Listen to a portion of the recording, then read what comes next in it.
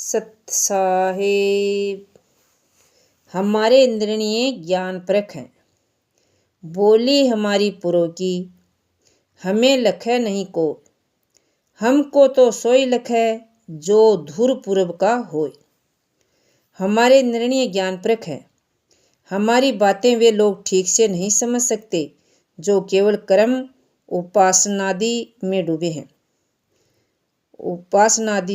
हैं। हमारे निर्णय तो सम्यक वही समझ सकता है जो निश्चय परक ज्ञान परक बुद्धि वाला है। बच्चों को पहली कक्षा में ही पढ़ाया जाता है कि बच्चों, जब सूरज उगे तब तुम उसके सामने मुख करके खड़े हो जाओ और अपने दोनों हाथों को दोनों ओर फैला लो। अब यह समझो कि तुम्हारे मुख के सामने जिधर सूरज उगा है वह पूर्व दिशा है, पीठ की तरफ पश्चिम, दाहिने हाथ की तरफ दक्षिण तथा बाएं हाथ की तरफ उत्तर दिशा है।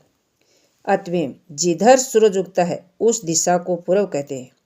सूर्य प्रकाश स्वरूप है, प्रकाश ज्ञान का प्रतीक है। अतएव पूर्व का लाक्षणिक अर्थ ज्ञान है। बोली हमारी पूर्व की कहकर सतगुरु हमें यह बताते हैं कि हमारी बातें ज्ञान परक हैं। जो लोग भावुकतापूर्वक अनेक काल्पनिक देवी देवतादि की भक्ति भावना में एवं नाना प्रकार के कर्मकांडों में डूबे हैं, उन्हें मेरी सारी बातें समझ में आना बड़ी कठिन बात है। भावुक तथा कुछ दिनों तक चर्चा करते हैं, उसकी अच्छाइयों को लेकर उसकी अच्छी चर्चा चलती है तथा बुराइयों को लेकर बुरी चर्चा होती है। मनुष्य के मर जाने के बाद कुछ दिनों तक उसकी सहीदानी, उसकी पहचान केवल उसके विषय में चर्चा है। इसलिए मनुष्य को चाहिए कि वह शरीर के जीने या मरने की चिंता न करे, यह चिंता करे कि हमसे बुरे कर्म न हों।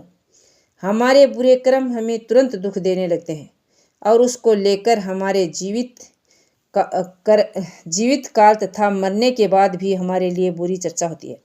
वस्तुतः जीवित रहकर भी वही मरा है जिसके लिए सर्वत्र बुरी चर्चा है, और मरकर भी मानो वही जीवित है जिसके विषय में सर्वत्र अच्छी चर्चा है।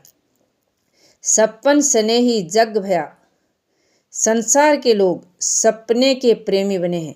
सपने में मोहक प्राणी और पदार्थ मिलते हैं, बहुत सारी अनुकूलताएं मिलती हैं। उनमें उस समय मोह भी होता है, परंतु नींद टूटते ही सपना समाप्त हो जाता है। सौपन की बुरी घटनाएं भी जागने पर नहीं रह जाती हैं। सतगुरु कहते हैं कि हे मानव, तू मृत्यु का शिकार है। तू इन सपने के प्राणी पदार्थों के मोह में पड़कर बुरे कर्म मत कर। तू किसका गर्व करता है? पहले के लोग मर चुके हैं, तू भी मर जाएगा। यहाँ क्या स्थायी है? यहाँ से सबको एक दिन जाना है। जाने के बाद थोड़े दिनों तक लोग तुम्हारी चर्चा करेंगे, उसके बाद भूल जाएंगे। इसलिए इस सपने से जागकर हमें स्वरूप स्थिति करना चाहिए। सत साहेब।